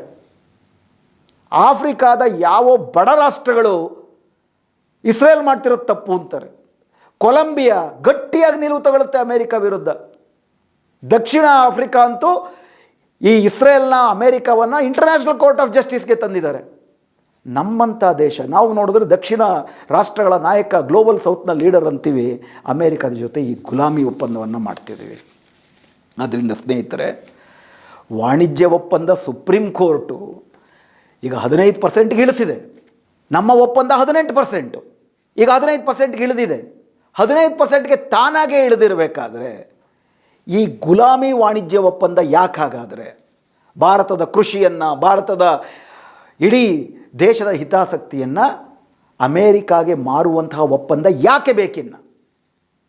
ಹೀಗಾಗಿ ನಿಜವಾದ ದೇಶಭಕ್ತರು, ನಿಜವಾದ ಜನಪರರು ಈಗಲಾದರೂ, ಈಗ ಸುಪ್ರೀಂ ಕೋರ್ಟ್ ಯಾವುದೋ ಒಂದು ಕಾರಣಕ್ಕೆ ಕೊಟ್ಟಿದೆ, ಅಲ್ಲಿಯ ದೊಡ್ಡ ದೊಡ್ಡ ಉದ್ದಿಮೆಗಳ ಪೈಪೋಟಿಗಳ ಕಾರಣವಾಗಿ ಕೊಟ್ಟಿರ್ಬೋದು, ಅದರ ಒಂದು ಲಾಭವನ್ನಾದರೂ ನೀವು ಬಳಸ್ಕೋಬೇಕಾ ಬೇಡವಾ? ಬ್ರೆಜಿಲ್ನ ಅಧ್ಯಕ್ಷರು ನಿಮ್ಗೆ ಅದನ್ನೇ ಹೇಳ್ತಾ ಇದ್ದಾರೆ.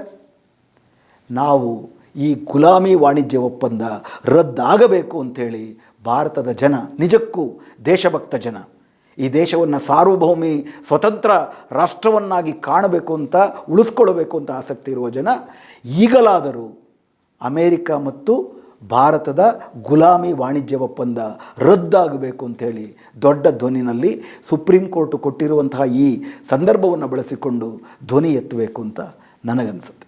ನಿಮಗೇನನ್ಸುತ್ತೆ ತಿಳಿಸಿ. ನಮಸ್ಕಾರ.